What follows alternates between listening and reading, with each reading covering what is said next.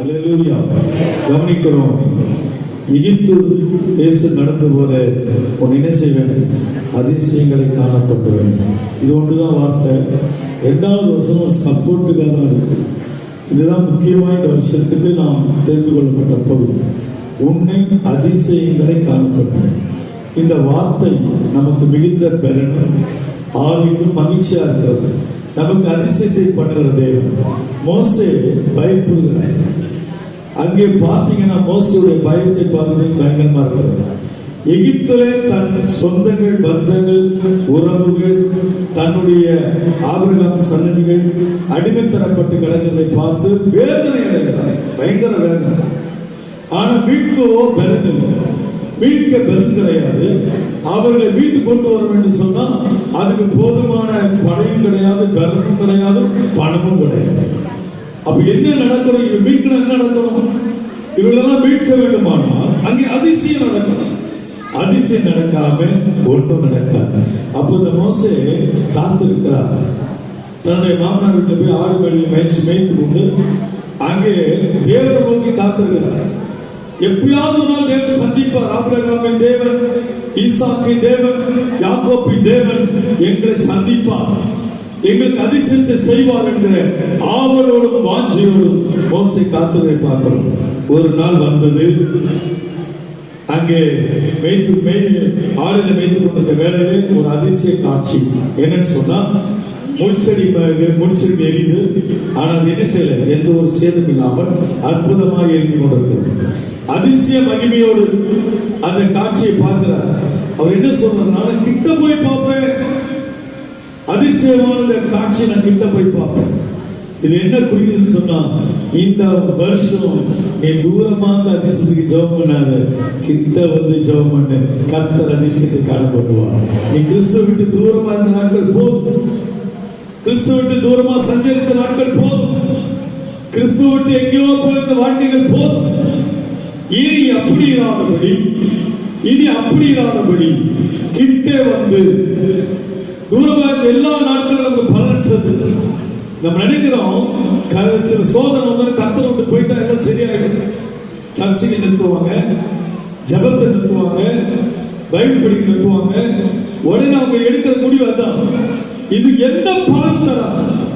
உங்க பிரச்சனை தீர்த்து நினைக்காது. இது பிரச்சனை தீர்க்கிற ஒரு முடிவே கிடையாது. பிரச்சனை தீர்க்கிறது சொன்னா நீங்கள் ஆண்டவர் அன்றைக்கு வந்து ஆண்டவருக்கு குறைகளை சொல்லும் பொழுது நிச்சயமா பிரச்சனையை தீர்ப்பார். இப்ப அதிசயம் பாருங்க, அது செடி எரியுது. ஆனா செடிக்கு எந்த சேதம் இல்லை. இது ஒரு அதிசயமான காட்சியை பார்க்கிறாங்க. கிட்ட வந்த உடனே ஆண்டவர் சொல்ற, நீ இருக்கிற பூமி எப்படிப்பட்டது? பரிசுத்தமான பூமி என்று சொல்லி, உன் கையில் என்ன வச்சிருக்கேன்னு கேட்கிற. நான் எதை கொண்டு மீட்பேன்? இஸ்ரவேல் ஜனங்களை எதை கொண்டு மீட்பேன்? அப்படிப்பட்ட ஒரு தித்துவாய் உள்ளவன், சரியா பேசுறது வராது, பேச்சு வராது. எதை கொண்டு நான் மீட்பேன் என்று சொன்னா, ஆண்டவர் சொன்ன கையில் என்ன இருக்கு கேட்ட, கோல் இருக்கு, போடு கீழே போடுன்னு சொன்ன. கீழே போட்டு அது என்ன மாறிட்டு சர்ப்பமா ஒரு பாம்பாய் மாறும். மறுபடியும் சொல்றாங்க, அதை எடுன்னு சொல்றேன். நீ கையில் எடு சொல்லும் போது எடுத்த கோலமா இருக்கு. இதை கொண்டு எகிப்தில் என்ன செய்யும்? அற்புதத்தை அதிசயத்தை செய்து உன் ஜனங்களை நீ மீட்டு கொண்டு வா. அல்ல சொல்லணும். இந்த வருஷம் அதிசயத்தை காண்றது மட்டும் இல்ல, உங்களை கொண்டு அதிசயத்தை கர்த்தர் செய்ய போகிறார். எத்தனை விசுவாசிக்கிறீர்கள்? உங்களை கொண்டு அநேகருக்கு அதிசயத்தை கர்த்தர் காண்பிக்க போகிறார்.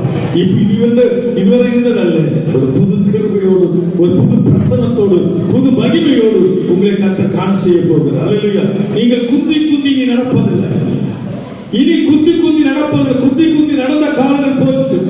இனி எழும்பி பிரகாசிக்கிற அந்த தன்மைக்கு தேவனுடைய வழி நடத்துவார். அப்ப பார்த்தீங்கன்னு சொல்ற அதிசயத்தை காணப்படுறார். அடுத்ததான் சொல்றாரு, நான் செய்யற அதிசயம் எப்படி இருக்கு தெரியுமா? இப்ப தெரிஞ்சுக்கோ. 16வது வசனத்தை வாசிக்கலாம். ஒரு மைக்கில் வாசிக்கலாம், எல்லாரும் கேட்கட்டும். நான் செய்ய போகிற அதிசயம் எப்படி இருக்கும் கவனிக்க வாசிக்க. தங்களுடைய எல்லா பராக்கிரமத்தையும் குறித்து வெட்கப்படுவார்கள். கையை வாயின் மேல் வைத்துக் கொள்வார்கள். கையை என்ன செஞ்சிருவாங்க? வாயின் மேல் வைத்துக் கொள்வார்கள். வாசிங்க. புறஜாதிகள் கண்டு தங்களுடைய எல்லா பராக்கிரமத்தையும் குறித்து வெட்கப்படுவாங்க. கையை வாயின் மேல் வைத்துக் கொள்வார்கள். என்ன பண்ணுவாங்க? வாயில் வச்சு பார்ப்பான், கை வாயில் வச்சு, இந்த மனுஷனா இவனா எந்த இந்த அதிசயத்தை பார்க்க போறீங்க? புறஜாதிகளாம் வாயில கை வச்சு போறாங்க. நம்புறவங்க இல்லையா? கண்டிப்பா செய்வார்கள். உங்களை வாழ விடாத ஒரு மத்தியில, உங்களை கெடுக்க நினைத்த ஒரு மத்தியில, உங்களுக்கு தடைக்க ஒரு மத்தியில, அத்தனை காரியத்தின் மத்தியிலும் கர்த்தர் வாயிலே கையில வைக்கத்தக்க உங்களை தேவன் உயர்த்த போகிறார். அதிசயம். இதுவரை நீங்க உங்களை பார்த்து அவங்க பழமொழியா கூட பேசியிருப்பாங்க. எதுக்கெடுத்தாலும் உங்களை காரணம் காட்டி பேசியிருப்பாங்க. அது அவங்க மாதிரி புத்தி கேட்டவங்களா, அவங்கள மாதிரி கடவுளா, அவங்கள மாதிரி ஒண்ணுனா போயிட்டவங்களா, யாரு எப்படி பலனப்பட்டாலும் உங்களை சாட்டி பேசியிருப்பாங்க. இப்போ அப்படி பேச கத்தனை விட மாட்டார். எந்த வாய் பேசிச்சோ அந்த வாயே தன் கையை கொண்டு அடைக்கத்தக்க, உன்னை பிரமிக்கத்தக்க அதிசயமாய் உன்னை தேவன் நடத்துவார். பிரமிக்கத்தக்க அதிசயமாக நடத்துவார். ஆமா, எல்லாம் முடிஞ்சிச்சு, அவ்வளவுதான், செத்து போயிடுவாங்க நினைச்சா இல்ல. உன்னை நான் வாழ வைக்கிற தெய்வம். உன் சத்தத்தில் மத்தியிலே உனக்கு ஒரு பந்தியை ஆயத்தப்படுத்தி உன் தலை எண்ணெயினால் அபிஷேகம் பண்ணி உன் பாத்திரத்தை நிரம்பி வழிகார் பண்ணுற கர்த்தர். அதிசயத்தை பண்ற அதிசயம் நம்ம சக்திக்கு மிஞ்சினது. அதிசயம் நம்ம பலத்துக்குள்ள செய்யறது அதிசயம் கிடையாது. நம்மளால முடியாது, நம்மளால செய்ய முடியாது, செய்து காட்டாது பாருங்க. அதுதான் என் தேவனுடைய பெரிய அதிசயம். சாத்ராக், மேஷா, ஆபேத்நேகோவுக்கு தெரியும். எல்லாம் தெரிஞ்ச விஷயம் அந்த வருஷம் நான் சொல்ல முடியும். எல்லாம் ஒரு பலன் வரும்படிக்கா இவங்க 3 பேரும் அக்னியில போல போறாங்க. சத்துருக்கெல்லாம் பயங்கர கொண்டாட்டம், பயங்கர மகிழ்ச்சி. போட்டாச்சு, 3 பேரையும் போட்டாச்சு, முடிஞ்சிருச்சு என் வாழ்க்கை. அந்த அளவுக்கு அக்னியை அதிகப்படுத்தி போட்டுட்டு அவங்க சந்தோஷமா கொண்டாடுறாங்க. அவங்க நினைக்கல அவங்களோட தேவன் இருக்கிறாங்க. நல்ல சொல்லணும். அவங்களோட யார் இருக்கிறா? கர்த்தர் இருக்கிறார். கர்த்தர் ஒரு மனுஷனோடு இருப்பானால் அந்த மனுஷனுக்கு விரோதமாக எழுப்புறவன் யார்? கர்த்தருக்கு ஒரு மனுஷனோடு இருக்கிறது உறுதியாயிடுச்சு சொன்னா அந்த மனுஷனுக்கு காரியம் எல்லாம் ஜெயமத்தாது. ஒரு நாள் தோல்வியோடு இருக்காது. அது மிகுந்த மகிழ்ச்சியாத்தானது. ஆகினால் அன்பு தெய்வ பிள்ளைகளை கவனித்துக் கொள்ளுங்கள். அப்ப பாத்தீங்கன்னு சொன்னா இவங்களை அக்னியில போட்டு பார்த்துட்டு இருக்காங்க. இப்ப ராஜா கண்ண கத்த திறக்கிற ஃபர்ஸ்ட் அதிசய பாரியா என் தாசர்கள் என்ன போட்டாங்க? 3 தாசர்கள் கொண்டு போய் என்ன செஞ்சுட்டார்? அக்னியில போட்டு சந்தோஷம் கண்டுட்டு இருக்கிறாங்க. இப்போ கண்ணை திறக்கிற நீ பாரு அதிசயத்தை. உன் காரியம் ஜெயமா முடிஞ்சுதா இல்லையா? தாசர்களுக்கு நான் செய்த காரியம் ஜெயமா முடிஞ்சுதா நீ கண்ணோக்கி பாருன்னு சொல்லி கண்ணு திறந்தா இவன் என்ன பார்க்கிறான்? நான் போட்டது 3 பேர் அல்லவா? அங்க எத்தனை பேரை நான் பார்க்கிறேன்? 4 பேர் விடுதலையோடு கட்டப்பட்டவர்களா போட்டேன். கட்டவிழ்க்கப்பட்டவர்களாக விடுதலையோடு உலாவிக் கொண்டிருக்கிறதை நான் காண்கிறேன். நான் சொல்ல பாரு கத்தினா அவங்க ஜீவன தேவன தாசரே வெளியே வாங்கினா விழுந்தா பாருங்க. காலில் விழுந்தானே இல்லையா? விழுந்தானே இல்லையா? விழுந்தான். இன்றைக்கு அன்பு தெய்வ பிள்ளைகளை நல்லா கவனித்துக் கொள்ளுங்க. கர்த்தர் உங்களுக்கு செய்கிற அதிசயங்கள் அது பெரிய காரியமாக இருக்கும். மலையில சொல்லுமா ஆபீஸ்ல விரோதமாக பண்ணிட்டே இருக்கிறானா? விரோதமா பண்ணிட்டு இருக்கிறானா? உங்களுக்கு போஸ்டிங் போடக்கூடாது, உங்களை மட்டும் தட்டணும், இதெல்லாம் கையாடுறனா கவலைப்பட. நீ கவலைப்பட்டாலே அவங்க கை ஓயிடும். நீ முறுமுத்தல் அவங்க கை ஓயிடும். புலம்பினாலே அவங்க கை ஓயிடும். ஒன்றை மட்டும் நீ செய்யணும். துதித்துக் கொண்டு நம்பிக்கை நிறைவோடு விசுவாசத்தை பலன் கொண்டு நெல்லு. எவர்கள் விரோதமாக எழுப்புகிறார்களோ அவர்களே உன் பட்சத்துக்கு வந்து நிற்க கர்த்தர் உன் அலுவலகத்தில் அர்ப்பணம் செய்வார். பிசினஸ்ல போராட்டம், எத்தனை பிசினஸ்ல போராட்டம் தளர்த்துக்க முடியுது. பிசினஸ்ல நான் என்னென்ன பண்ணி பார்க்கிறேன், முயற்சி பண்ணி பார்க்கிறேன், என்ன பண்ணி பார்க்கிறேன். பேதுரு வந்து பிசினஸ் பண்றாரு, மீன் பிசினஸ். நல்ல அனுபவம். அவருக்கு மீன் பிடிக்கும் சொல்ல வேண்டிய அவசியம் இல்லை. கவனிக்கணும். தம்பிங்க பேசக்கூடாது, தம்பி பேசுறாரு, கவனிச்சு கொள்ளுங்க, நல்லா கவனிச்சு கொள்ளுங்க. மீன் பிடிக்கிற தொழில தேறின மனுஷன், தேறின மனுஷன். இப்ப ராமனுக்கும் அகப்பாவை யோசிச்சு பிடிச்சு பார்க்கிற ஒண்ணு கிடைக்கல. அந்த தொழில் அவருக்கு ஒரு புதுசு கிடையாது. சிறுவர் கொண்டு பரம்பரை பரம்பரை சேர்ந்து கொண்டு இப்ப ஆண்டவர் சொல்றாரு, அவன் வெறுமையா திரும்பி வரான், சோர்ந்து போயிட்டு கடவுள் தொழில ஒண்ணுமே கிடைக்கல, வெறுமையா திரும்பி வரான், வெறுமையா வந்து நிற்கிறான். ஆண்டவர் அவனை பார்த்து சொல்றாரு, நீ ஆழத்தை போய் போடுன்னு சொன்னார். எங்க போய் போடு? போய் ஆழத்துல போடு. நம்ம பைபிள்ல படிச்சிருக்கிறோம். நான் உண்மையில் நேச்சரா பார்த்தேன். பட்டினப்பாக்கத்தில் இந்த வேலை கடற்கரை வந்து ஒரு கெஸ்ட் ஹவுஸ் வேலை பண்ணுறேன். அப்போ பட்டினப்பாக்கத்தில் பார்த்தீங்கன்னா காலையில் நாங்கள் பீச்சுக்கு போய் ஜாயின் பண்ணுவோம். காலையில் இந்த மணி வருது, அதாவது இந்த போட் வருது, கட்டுப்பாடு. இந்த கட்டுப்பாடத்தில் நம்ம மீன் ஏதாவது பிடிச்சிருக்காங்க எட்டி பார்த்தா ஒரு சின்ன ஒரு குட்டி மீன் கூட கிடையாது. அவங்க 4 பேர் சோகமாக இருந்தாங்க. எனக்கு ஒரு எண்ணம் வந்தது, ஆழத்தில் போய் போடுங்கள் அகப்படும் சொல்லிடலாமா. நம்ம ஏசுநாதர் இல்லை, எனக்கு அப்போ எண்ணம் வந்தது, போய் ஆழத்தில் போடுங்கள் சொல்லிடலாமா. அவன் நம்ம பேச்சு கேட்டு ஆழத்தில் போட்டு கடைக்கு என்ன நீங்க புரிஞ்சுக்காங்க என்னென்ன போட்டோம். அதுக்கு அப்புறம் இல்லை, நம்ம ஏசுநாதர் கிடையாது. அவர் சொன்னாலும் கட்டளை நிற்கும், அவருக்கு அந்த வல்லமை இருக்கு, எல்லாம் சொல்லுவோம். அப்ப பாத்தீங்கன்னா போய் போடுற ஆழத்துல போடுறான். அவர் சொல்ற வார்த்தை அதான் கவனிக்கும். நான் ராமனும் பேசப்பட்ட அகப்படல, ஆகிலும் உங்களுடைய வார்த்தைப்படி நான் போடுறேன். அது வைக்கிற பாயிண்ட். ஒண்ணு கிடைக்கணும் வச்சுக்கோ, உன்னை ஒன்று ஆகிடுவேன். கிடைச்சுனா நீ தேவன், கிடைச்சுனா நீ தேவன். நீ எனக்கு கிடைக்காம பண்ணிட்டு இருந்தா நான் அவனை விட மாட்டேன். ஏன்னா நான் ராபுடா பேசப்பட்டேன். இன்னைக்கு அவன் இப்ப போய் போப்பா சொல்றேன். இன்னைக்கு நான் உங்களுக்கு சொல்றேன், பிசினஸ் பண்ணிக்கலாம்.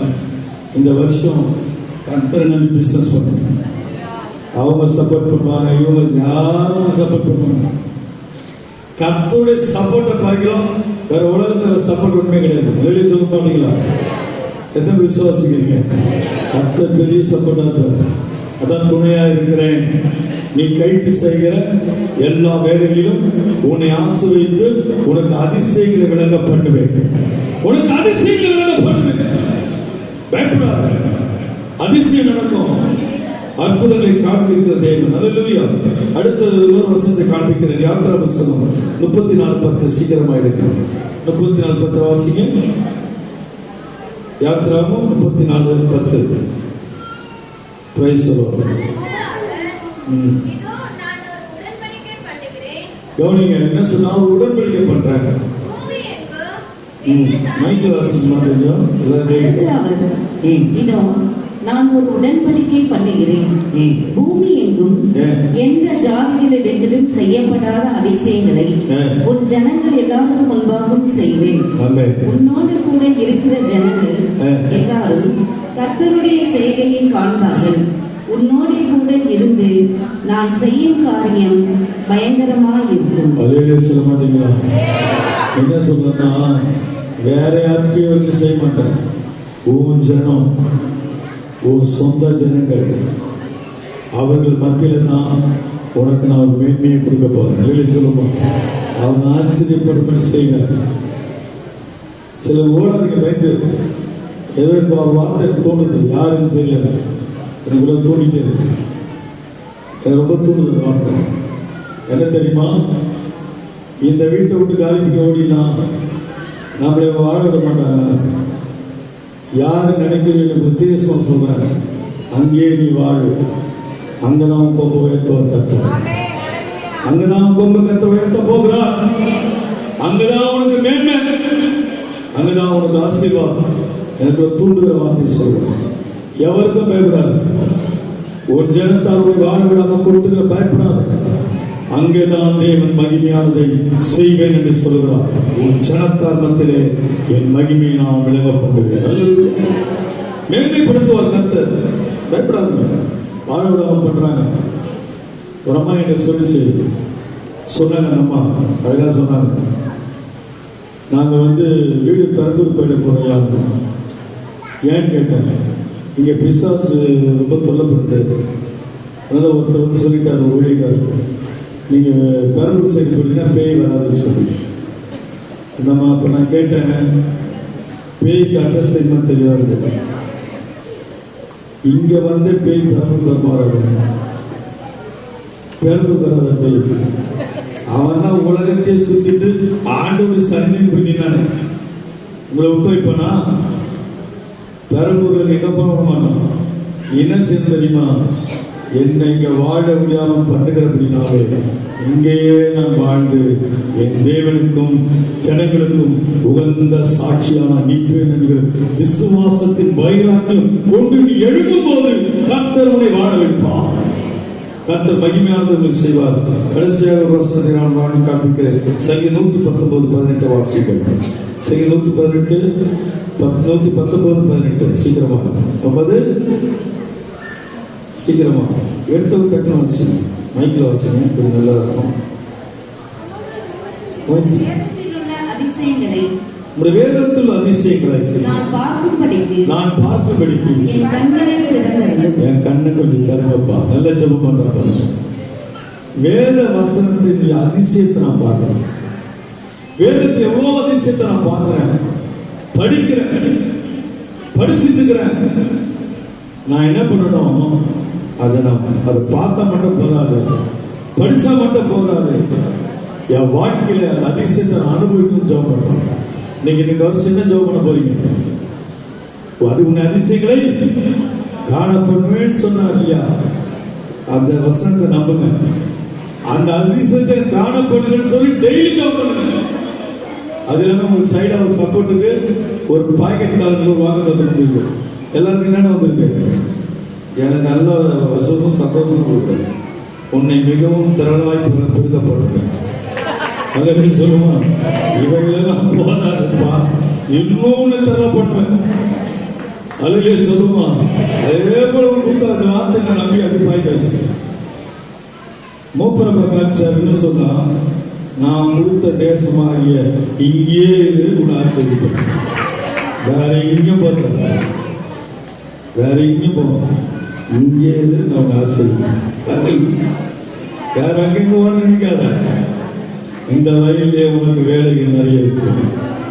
உன் அதிசயங்களை காணப்படுகிற கருத்து வேதத்தை பார்த்தீங்கன்னு சொன்னா, நம்ம அந்த அதிசயத்தை நம்ம படிக்கிறோம், அனுபவிக்கிறது குறைவா இருக்கு. அதிகமாக நம்ம ஜெபிக்கிறோம். கடந்த வாரம் நான் தான் ஆளுகிட்ட அலைஞ்சபத்துக்கு அதான் சொன்ன, ஆண்டவரே எவ்வளவு அதிசயம் எழுதிச்சிருக்கீங்க, ஏன் எங்க பிள்ளைங்க பெறாம இருக்கிறாங்க? அதுக்கு என்ன குறை இருக்கு அவங்க கிட்ட? நாங்க திறப்புல தான் எனக்காக நான் ஜெபிக்கிறேன். மலை ஜெபத்துக்கு நான் தான் ஜெபம் பண்ணேன், பாரமா ஜெபம் பண்ணேன். ரொம்ப நாளைக்கு அப்புறம் போற மலை ஜெபத்துக்கு சபையாருக்கு தான் அதிகமா. ஏன் அந்த ஆசீர்வாதம் பெறக்கூடாது? ஏன் அப்படி பலவர்கள் தகுதியில் சொன்னா அவங்க அந்த ஆசீர்வாத பிறகு தகுதி கொடுத்த கூடாது? அவங்க ஏன் நீ உணர்த்த கூடாது? ஏன் அவங்க அந்த பொருளாதாரங்களுக்கு திரும்ப கூடாது? தொடர்ந்து அந்த பொருளாதாரம் இருக்கணும். அதெல்லாம் மாற்றி அவங்களை புதிதாக்கி அவர் மேல் தலைமையில் ஒரு ஆசீர்வாதத்தை ஏன் நீ வரப்பட கூடாது? இதான் என்னுடைய ஜெபம். கேள்வி ஆண்டவர், வறுமையில் இருக்கிறாங்கப்பா, கடன் வாங்குறாங்களே, வாங்கின கடத்தை கொடுக்க முடியாம இருக்கிறாங்க. இதெல்லாம் மாறணுமா? என் பிள்ளைகளுடைய கரம் உயர்ந்திருக்கும். அலுவலிச்சுமா கர்த்தருடைய கரலை திடப்படுத்துவதை கர்த்தர் பார்க்கணும். கர்த்தருடைய ஆசீர்வதிக்கணும். குறைவில்லாமல் நிறைவோடு அவங்க வாழணும். அல்லேலூயா. ஆசீர்வாதத்தின் ஆசீர்வாதத்தை கண்டு மகிழும்படி தேவன் செய்யட்டும் என்று நான் ஜெபித்திருக்கிறேன். கண்டிப்பா இந்த வருஷம் கர்த்தருடைய அதிசயங்களை காணப்படுவார். எந்த விசுவாசிக்கிறீங்க? ஒரு ஜெபம் கூட நீங்க பண்ணுங்க, வீட்டில் போய் இங்க பண்ண வேண்டாம். ஆண்டவரே எனக்கு வாக்குத்தத்தத்தை நிறைய கொடுத்துருக்கீங்க, நான் பண்ணுவேன், நீங்களும் பண்ணுங்க. ஏன் எனக்கு நிறைவேற மாட்டேங்குது? அதுக்கு என்ன தடை இருக்கு? என்கிட்ட என்ன குறை இருக்கு? அதை நான் சரி செய்யறேன், ஒப்பு கொடுக்குறேன். கர்த்தர்களை கோவப்படாது, ஊழியக்காரங்களை கோவப்படாது. அது நமக்கு ஆசீர்வாதம் கிடையாது. அதை மாத்திக்கணும். அதை நீங்க மாத்திக்கணும்.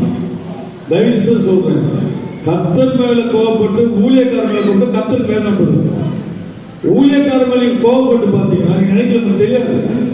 ஊழியக்காரர் மேல கோவப்பட்டா ஒன்றும் நடக்காது. ஊழியக்காரர் மேல நீங்க கோவம் வச்சீங்கன்னா கர்த்தருடைய ஆசீர்வாதத்தை கர்த்தர் தருவதுக்கு மறுப்பார், கண்டிப்பா மறுப்பார்.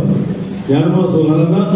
எனக்கு இந்த நாள் வரையிலும் ஊழியக்காரன் கனப்படுத்துற விஷயத்துல நான் எதிர்த்து நின்றதே கிடையாது. அது அவன் கனப்படுத்தி தான் இருப்பேன். வீட்டுக்கு வரவங்க கனப்படுத்தி தான் இருப்பேன், வரவங்களை கனப்படுத்தி தான் இருப்பேன். சின்ன ஊழியர் வந்தா கூட எழுந்து கனப்படுத்துவேன்.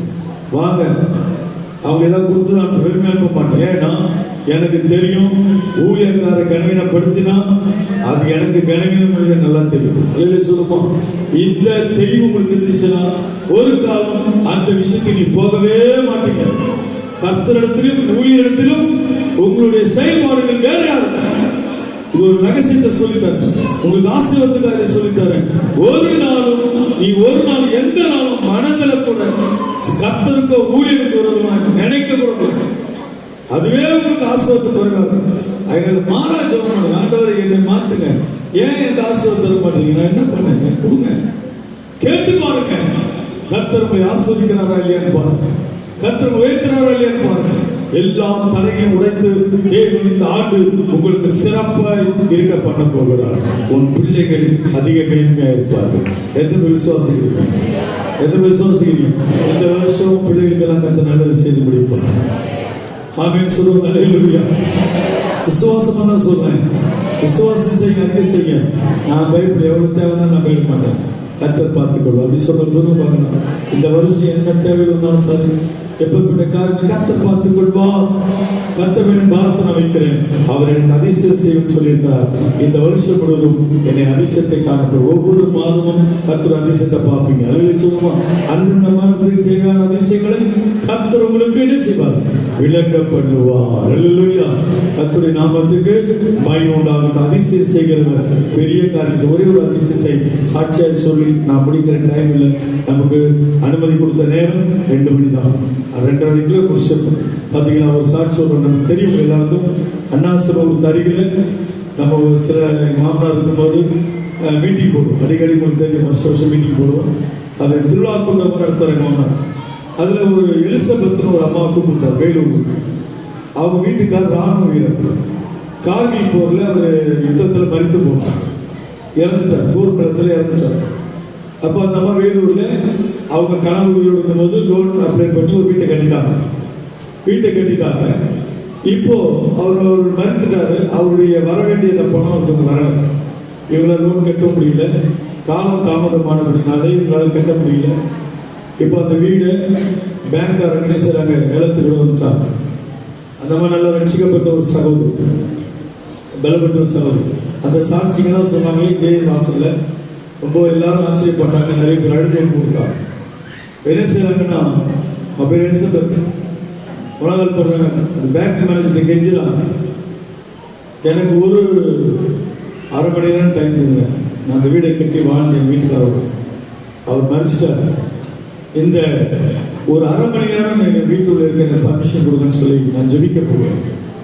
அப்போ அந்த மேனேஜர் இறக்க பாராட்டினார். சரி போமா, ஜோம் பண்ணிக்கோ. வெயிட் பண்ணுறாங்க, வெளியே எல்லாரும் வெயிட் பண்ணுறாங்க, அதிகாரிகள் எல்லாம் வெயிட் பண்ணுறாங்க. 1 மணி நேரம், 1/2 மணி நேரம், 1 மணி நேரம் ஆச்சு, 1-2 மணி ஆச்சு. அந்த மேனேஜர் சொன்னான், அந்த அம்மா சூசைட் எதுவும் பண்ணிக்க போகிறாங்க, இறந்துட்டாங்கன்னு நினைக்கிறேன், தயவுசெய்து பாருங்க, நம்ம மேலே போய் பாருங்கன்னு சொன்னால் ஜெனரேட்டர் பார்த்தா அழுதுட்டே என்னோட மாலை ஜாப் பண்ணிட்டு இருக்காங்க. அந்த கூட சொன்னால், இல்லை அவங்க ஜாப் பண்ணுறாங்க, எவ்வளோ தான் ஜாப் பண்ணுவாங்க, எவ்வளோ தான் நிற்க முடியும், குழம்பு வருது, முறுமுறுப்பு வருது. அவங்க விரோதமாக பேசிக்கல ஆரம்பிச்சிருச்சு, எல்லாம் நெருங்குறாங்க. அவங்க சோர்ந்து போகல. 2வது மணி நேரம் தாண்டும் போது போஸ்ட்மேன் வருதான். இதுதான் நம் தேவன் அதிசயங்களை செய்கிறவர். இம்மைப்படுதல் அதிசயம் தேவனால் செய்யும். சகோதரிய கடைசி தருவாயில கூட உன்னை கத்த உயர்த்த வல்லவராக இருக்கிறார். சோர்ந்து போகாத, நல்லா கவனிச்சு கொள்ளுங்க.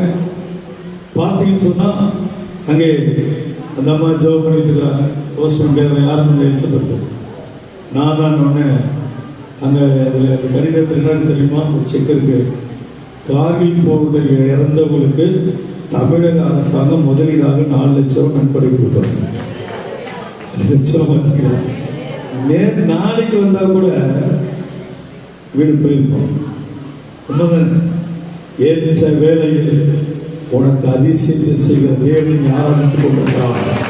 அவர் ஜீவனுள்ள தேவன், வானத்தையும் பூமியும் படைத்த சர்வனுள்ள தேவன். அவர் உன்னை கைவிட மாட்டார், உன்னை விட்டு விலக மாட்டார், உன்னை மேன்மைப்படுத்துவது உறுதியா இருக்கிறது. கவலைப்படாதீங்க. இன்றைக்கு நான் அதிசயத்தை செய்கிற தேவனை நம்புகிறேன். இந்த வருஷம் முழுவதும் எனக்கு அதிசயம் நடக்கும். நான் ஒரு தீர்மானம் கரெக்டா பண்ணிட்டேன். தேவனுக்கோ ஊழியனுக்கோ விரோதமே வாயை திறக்க மாட்டேன். ஏன் இந்த மணிபெருமை ஆவியை சொல்ல வைக்கிறாங்க சரியா தெரியல. மறுபடியும் நான் அப்படிலாம் சொன்னது கிடையாது, எந்த ஆண்டும் சொன்னது கிடையாது. உங்களுக்கு தெரியும், இது வரைக்கும் வாயிலுக்கு வார்த்தை வந்தது கிடையாது. எல்லாத்தையும் எடுத்து வீடியோ பார்த்துட்டேன். இந்த வருஷம் அழுத்தமா சொல்றேன், தேவனுக்கும் ஊழியனுக்கும் விரோதமாக எழும்பவே கூடாது. உன் வாயை திறக்கவே கூடாது. துறக்காது இருப்பாயானால் கர்த்தருடைய அதிசயம் உனக்கு நடக்கும், அற்புதம் உனக்கு நடக்கும், மகிழ் உனக்கு நடக்கும். நீ நினைக்கிற மாதிரி சில பார்த்தீங்கன்னா வேதத்துக்கு இருக்காங்க. ஒருத்தன் கோபப்பட்டு யார் தலை எடுப்புன்னு சொன்னான், யார் தலை எடுப்புன்னு சொன்னான், யார் தலை எடுப்புன்னு சொன்னான். எலிசாவின் தலையினே செஞ்சுவேன் எடுத்துன்னு சொன்னான். நடந்தா இல்லை, நடக்கல. அது மாறாத அற்புதத்தை கதை செய்து காட்டினான். ஆகினால் அன்பு தேவ பிள்ளைகளே, நீ தேவனிடத்திலும் ஊழியரிடத்திலும் சண்டை போடுவதை நிறுத்திட்டு உன் குறை என்ன, உன் பிரச்சனை என்ன, ஏன் இது நடக்குது, ஏன் எனக்கு சஞ்சலம் வருது, ஏன் எனக்கு மனபாரம் வந்து சொல்லி நீ திரும்பி பார்த்து ஜெபிப்பாயனா அங்கே உனக்கு விடை கிடைக்கும், அங்கே உனக்கு விடை கிடைக்கும், அங்கே உனக்கு வழி பிறக்கும், அங்கே உனக்கு மகிழ்வு உண்டாகும். நினைச்சலாம் ஊழியக்காரன் திட்டோம்னா அப்படியே ஆண்டவர் கவனித்துவார் நினைக்காது. ஆண்டவர் திரும்பிட்டாருன்னு வச்சுங்க, கொஞ்சம் திரும்பிட்டாருன்னு வச்சுக்கோங்க, கோபமா உங்க நிலைப்பாடு தலைகளை மாறும். அல்லையிலே சொல்லுமா, இதை மிரட்டல விட்டுல சொல்லல, இது சத்தியமான வார்த்தைகள், இது உண்மையின் வார்த்தைகள். நான் சொல்வது உண்மையாக ஒரு ஊழியம் செய்வானா, பயப்படுத்த ஊழியம் செய்வானா, கொடுக்கப்பட்ட ஊழியத்தை தியாகமான போட்டு செய்வான், அவனுக்கு விரோதமா ஒரு காலம் வாயை திறக்காது. அது யாரா இருக்கட்டும், வாயை திறக்காது. வேண்டாம், அந்த சாபக்கேடுகள் இந்த வருஷம் நமக்கு வேண்டாம். அவர்கள் ஊழியனாட்சி, தேவனாட்சி. தேவனுக்கும் ஊழியக்காரருக்கும் நாம் மத்தியஸ்தா இருக்கக்கூடாது. ஊழியக்காரருக்கு அவரே மத்தியஸ்தா இருக்கக்கூடாது, அவரே நியாயம் விசாரிக்கணும். நாம் நியாயம் விசாரிக்க அவசியம் நமக்கு இல்லை. யாருடைய நியாயத்தை நம்ம போகணும். அந்த வருஷம் ஒன்னே ஒண்ணுதான், எனக்கு அற்புதம் நடக்கணும், என் பிள்ளைகளுக்கு அற்புதம் நடக்கணும், எனக்கு அதிசயம் நடக்கணும், என் வாக்குத்தத்தை நிறைவேறணும், நானும் என் பிள்ளைகளும் வளமா இந்த பூமியில வாழணும். இந்த தீர்மானம் பண்ணுங்க. தேவனுக்கு ஆசீர்வாதம் இருக்கட்டும். இந்த வேத வசனத்தின்படி அதிசயத்தை பார்த்து என்ன செய்யுங்க, என் மனக்கண்ணை தரங்க, வேற இல்லையே எனக்கு திறக்காது. வேற யாரையும் பத்தி எனக்கு கவலை இல்லை, யாரையும் பத்தி நான் குறை சொல்ற அவசியம் எனக்கு இல்லை. எனக்கு கொடுக்கப்பட்ட பொறுப்புல நான் பயப்பட்ட நடக்கிறான் மாத்திரம் பார்ப்போங்க. கர்த்தர் ஆஸ்வதிப்பார். மறுபடியும் இந்த வசனத்தை வாசிப்போம். மீகா 7:15. நீ எகிப்து தேசத்துல, நீ எகிப்து தேசத்தில் இருந்து புறப்பட்ட நாளில் நடந்தது போலவே நடந்தது போல உன்னை அதிசயங்களை காண பண்ணுவேன், உன்னை அதிசயங்களை காண பண்ணுவேன். அல்லேலூயா. நல்லா கவனிச்சு கொள்ளுங்க. ஏதோ சொல்லும்படி சொல்லி லாஸ்ட் சொல்லுங்க. ஒரே நிமிஷம். டிஜிஎஸ் விரோதமாக மார்த்தாண்டத்தின் ஜார்ஜின்னு சொல்லப்பட்ட சகோதரன் தரக்கோரமான வார்த்தைகள் எழுதிட்டு அவருக்கு திடீர்னு வெளிநாட்டில் அரபிக்கட்டை தேசத்துல ஒரு பெரிய பதவி கிடைச்சு, யாரும் 2-3 லட்சம் அந்த காலத்தில் 1986 டைம்ல அப்ப எவ்வளவு பெரிய பணம் பார்த்தீங்க கிடைச்சிருச்சு. அவர் வேலை கிடைச்ச ரூம்ல படுத்துட்டு இருக்காரு.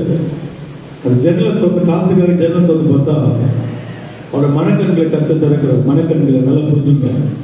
மனக்கண்களை திறந்த உடனே மனக்கண்களை பார்த்தா ஆண்டவர் வானத்துக்கு பூமியும் கோபமா நிக்கிறத பாரு. கோபத்தோடு அந்த முகத்தோட கோபத்தை பார்க்கிற அந்த மனுஷன் கோபத்தை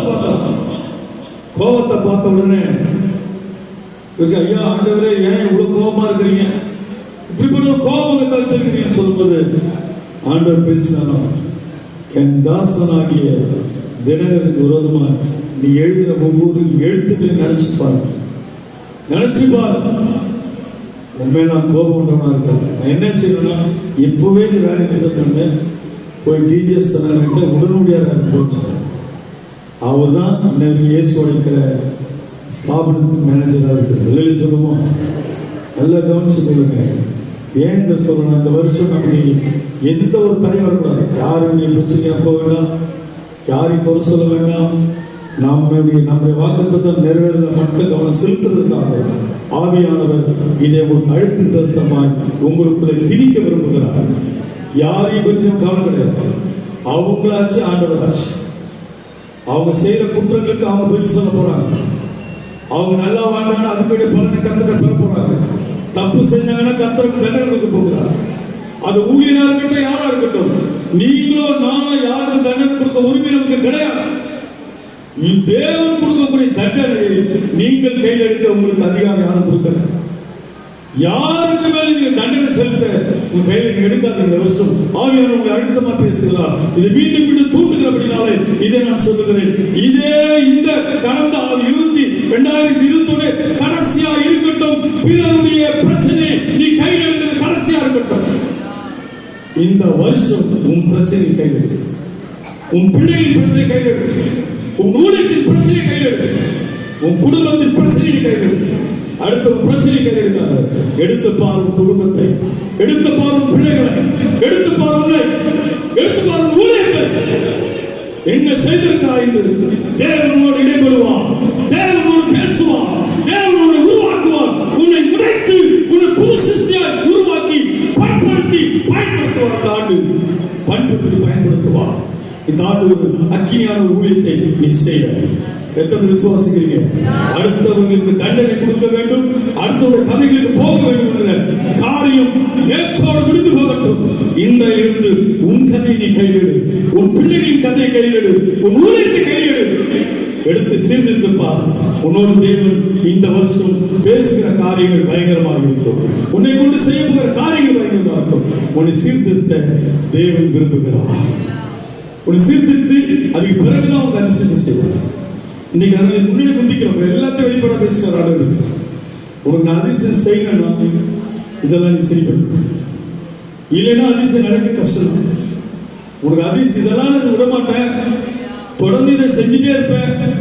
அதிசயம் நடக்கணும்னா அது ஆகாத காரியம்.